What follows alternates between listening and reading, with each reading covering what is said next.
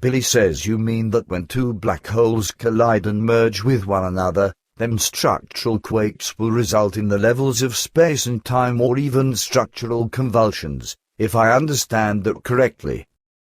Quetzal says that is correct. Billy says, on my great journey, I was with Pata and Semiazura in a galaxy about 10 million light-years away from the Earth, which was named to me as Centaurus A. In addition, if I remember correctly, this should be the next active galaxy from the Sol system. In its center is a tremendously massive black hole, about which I have, unfortunately, forgotten what Pata explained in terms of the solar masses that exist in this structure, whereby solar masses are calculated in accordance with our Sol. Do you know anything about this? Quetzal says that falls into my knowledge. The center of the galaxy Centaurus A, as it will be designated in earthly astronomy, actually consists of a supermassive black hole, which has a size or attractive force of 1.35 billion solar masses. Billy says then the following: Pata explained a few things to me about the so-called dumbbell sun systems, dumbbell galaxies, dumbbell planetary systems, and dumbbell black holes, cosmic structures, etc. that are so close together that they mutually exchange energies and allow their forces to work against each other. During Pata's explanations, I forgot to ask if these structures arise in each case together or individually and then simply approach each other over time, in order then, sooner or later, to collide into one another or rush into each other and merge or even fuse, as you say. Quetzal says both possibilities exist. Billy says good. Pata said that every black hole is constituted in accordance with a galaxy, which probably means that a black hole is given in accordance with the size of the galaxy. Thus, a small galaxy would have a smaller black hole, and a larger galaxy would have a larger one. Quetzal says that is correct. The mightier a galaxy is, the more massive and more extensive is the black hole. Black holes, even the non-galactic ones, don't arise from scratch, however, because they only grow and develop together with the surrounding matter, so in one case together with the galaxy, and in the other case, when rogue solar structures collapse and then move through the cosmos as wandering black holes, if I may so explain it. Billy says you may, of course. The center of the black hole of our Milky Way, also according to Pata's explanation, is located about 35,000 light-years away from the Sol system in the constellation of Sagittarius, while we are located with our solar system far outside in the so-called Orion spiral arm. Nevertheless, we are not entirely outside of this, because until the very outside, even to the last gases of our galaxy, there is still a whole series of light-years, which must be calculated at around 20,000, but this isn't known to our astronomical scientists. Overall, our Milky Way is, at the greatest distance, about 110,000 light-years in diameter, while our scientists, however, only speak of about 60,000 light-years. But now to my knowledge, the Earth rushes at a speed of 28.8 kilometers per second around the Sun. However, the innermost stars in our Milky Way, which orbit at a far distance around the black hole, must accordingly have a higher speed, right? The Earth is, indeed, a small planet and revolves around our relatively small Sun at a great distance of about 150 million kilometers. Quetzal says your remarks are correct.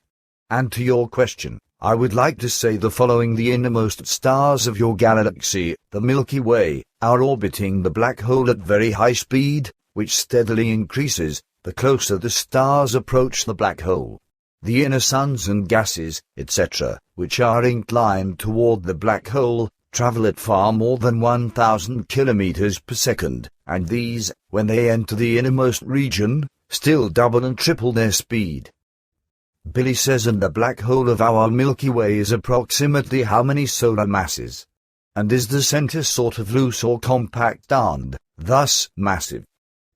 Quetzal says it is a compact and, thus, massive center, which has an attractive force of around 3.41 million suns. Billy says, and, will each sun one day become a black hole? Quetzal says normally, every massive star turns into a black hole at the end of its existence. Normally, for there are still other possibilities, like that a star or a sun explodes in such a way that a complete radiation, a gasification, or a fragmentation takes place, by what means all matter is ejected into space. But this fact will still remain hidden from the scientists of the Earth for a long time. Billy says it's also likely that the magnetic bands of the black holes, in accordance with their enormousness, rush out up to several million light-years into space, like even with certain black holes suction arms that fish several light-years through space and tear matter into themselves, and indeed even loose surface material of planets, as this happened with Venus via the spiral arm of the wandering black hole that moved through M87. And how does it stand, actually, with the black hole that rushes through the region at about 6 to 7,000 light-years away from our Solar System, or more precisely, outside of this in the outer spiral area? This is, indeed, a wanderer that arose from an enormous collapsed sun. Did this wanderer arise in our galaxy or outside of it?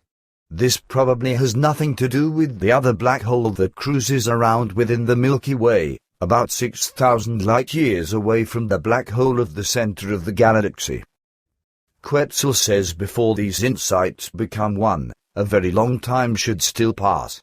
The black hole that moves as a wanderer through space far beyond your Solar System at about 6,000 light-years of distance does actually come from a large star formation of your galaxy and, thus, is not a foreign object from a foreign galaxy.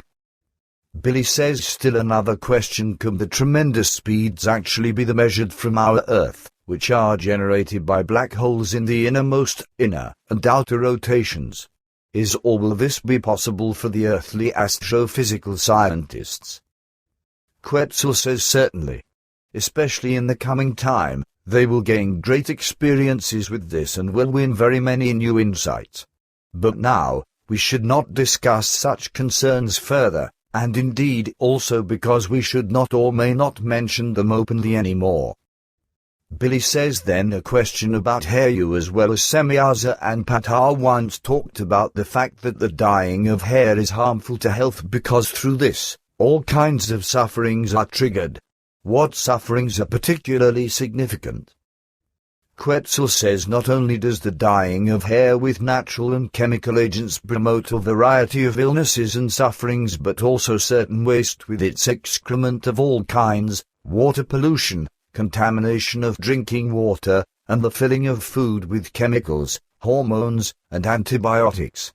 In addition, the most diverse types of cancer and various forms of allergies appear, just as much as dizziness, headaches, eczema, and depressions, as well as many other sufferings that can assume very severe forms. However, the function of the consciousness can also be impaired and lead to severe consciousness disorders and, thus, personality disorders.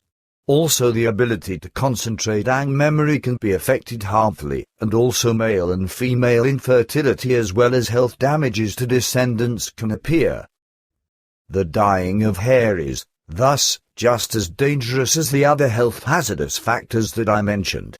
Also, a variety of personal care products are harmful to health, and in particular, odor-inhibiting agents are to be mentioned, as they find use among the Earth people, for example, against the smell of sweat. During their application, such products penetrate into the pores and find entrance into the blood through which, in turn, the nerves, muscles and organs are contaminated and often causing incurable damages that impair the health of those affected to such an extent that they suffer throughout their entire lives. Billy says again a question about hair: when a person is exposed to some substances for a long time or takes in such as certain gases, metals, or toxins, etc., these then set themselves in the hair, which can then be detected after a certain time by certain analyses. I know this because with me, an aluminum poisoning was detected in this manner, which I then had to cure. Now, the question about this is whether it is possible that such substances can also be detected in the hair when a person takes such in a deadly dose and then immediately dies thereafter. For my part, I think that this certainly is